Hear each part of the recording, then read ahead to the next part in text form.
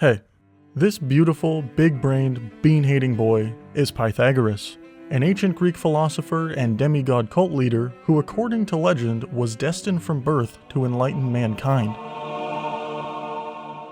Legend has it the birth of a boy more beautiful and intelligent than any man in the ancient world was predicted, and in 570 BC that prophecy came true when, like an oxycodone falling from the fingertips of P. Diddy into the mouth of an A-list celebrity, Pythagoras fell from the womb of his mother onto the island of Samos.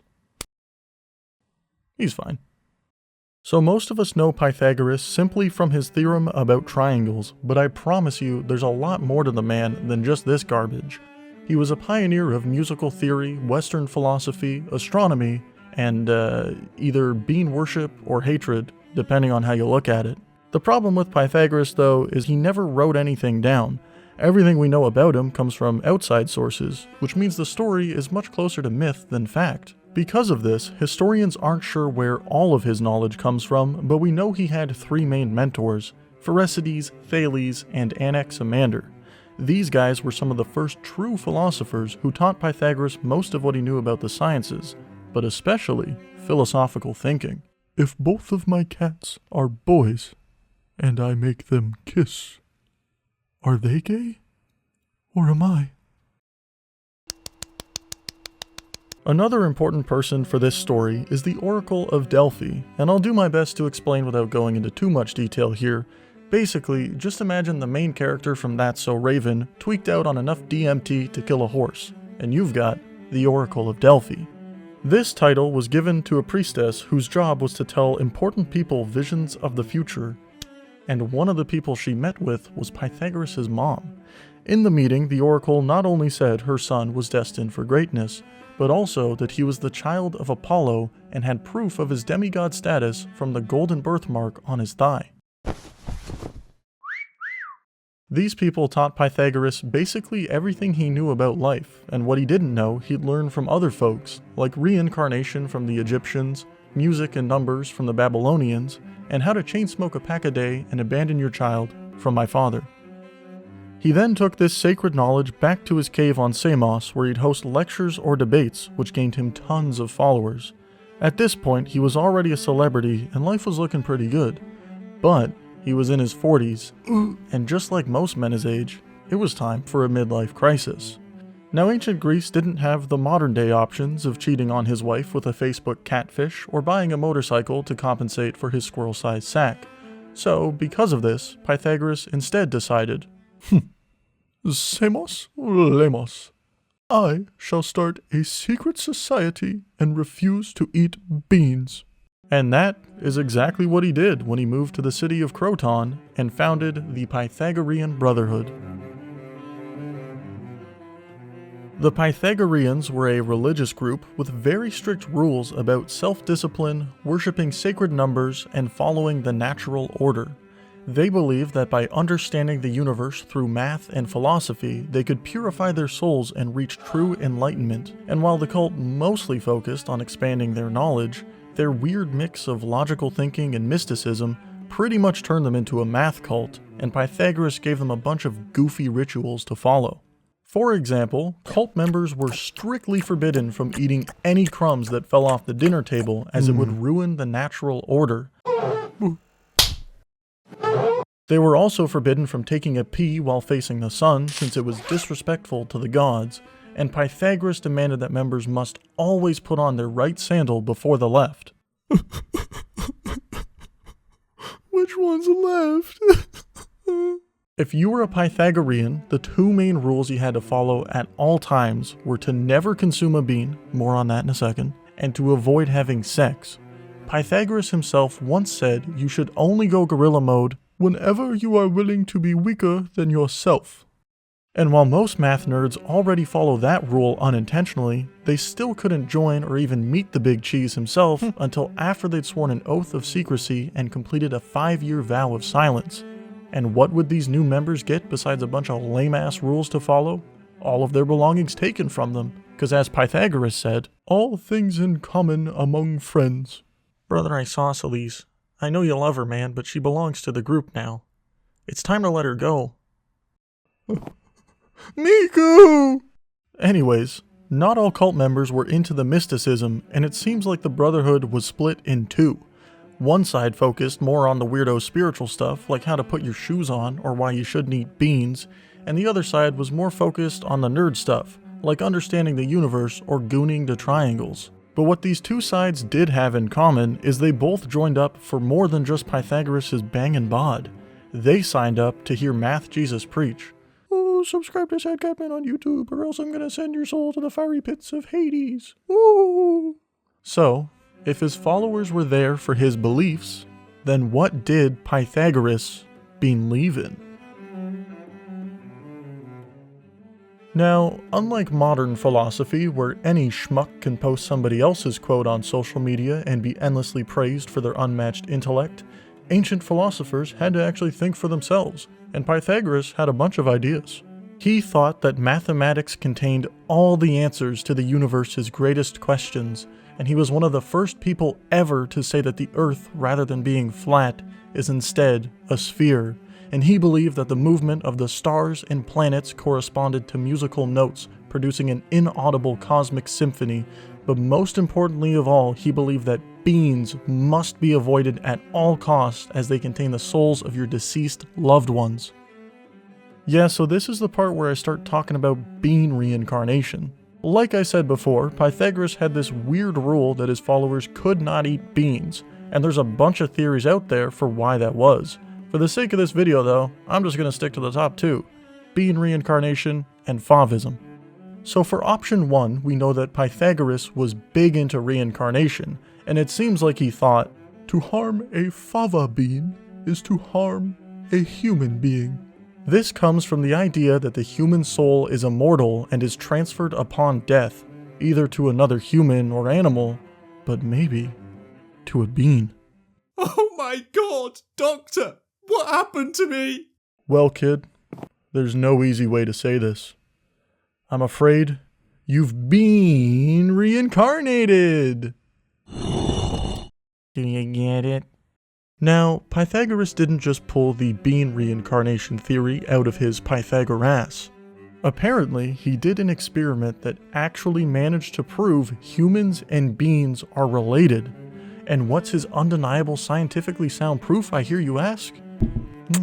Good question.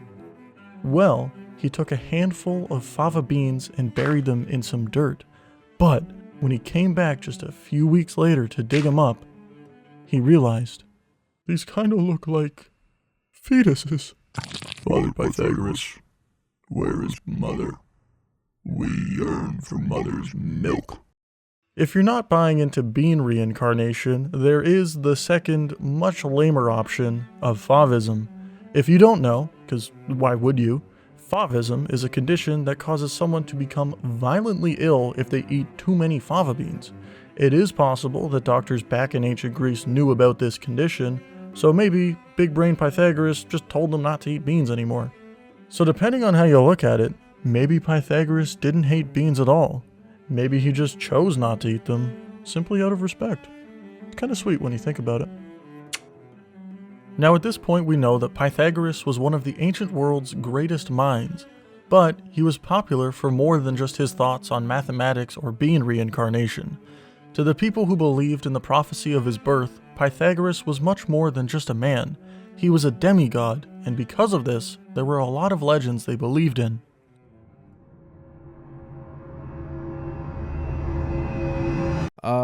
I heard this one time Pythagoras saw an ox munching on a bean field. So he went over there, right? Well, apparently, he started whispering in its ear. Nobody knows what he said, but the ox never ate beans again. Listen here, you scrumptious-looking soon-to-be sirloin steak. Those beans contain the souls of everyone that I've ever loved, and if you don't stop eating them right now, I'm gonna rip off both of your testicles and mount one to each of your horns. Capiche?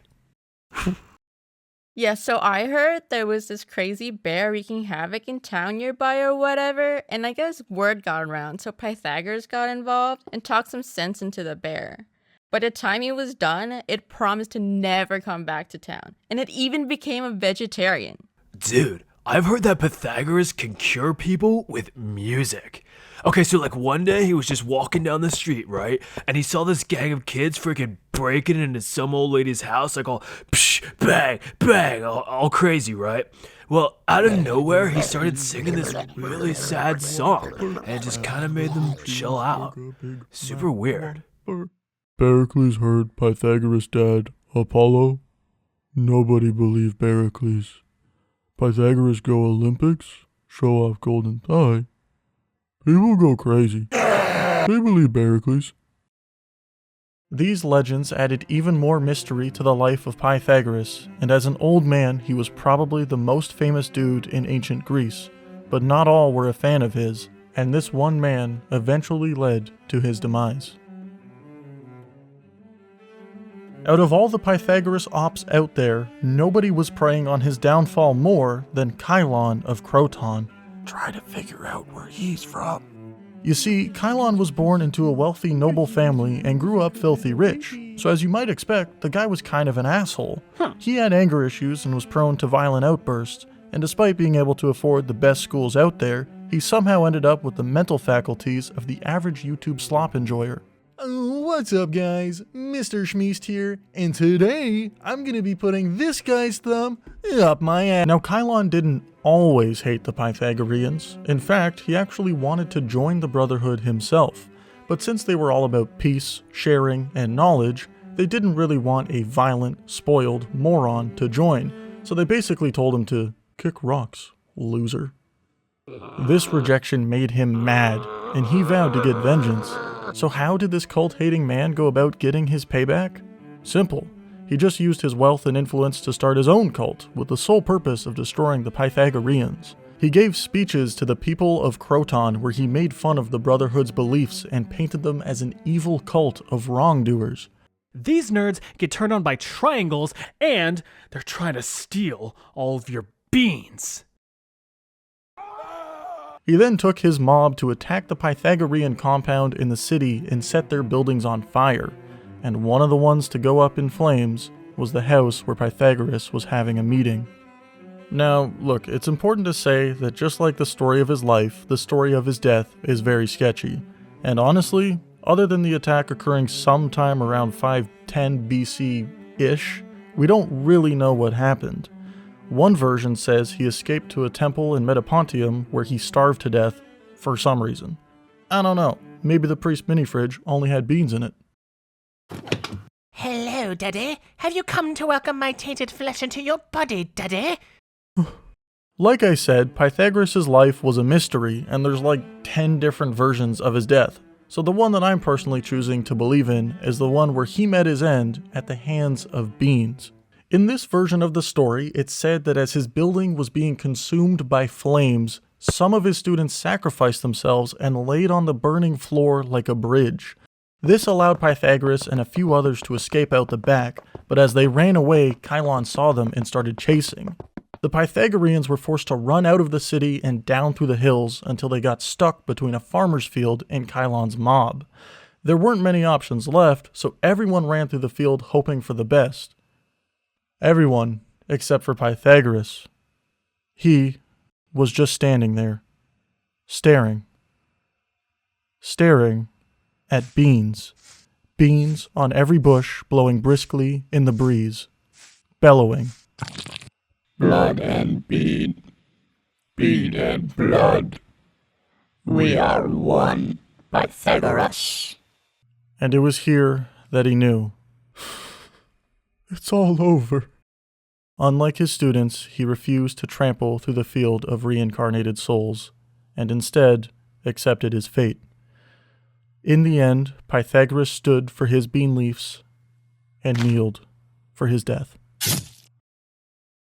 So that's the story of one of the most important philosophers ever. Thank you to the folks on screen for playing a character. As always, links to their channels and my sources will be in the description. And thank you guys for watching. Bye.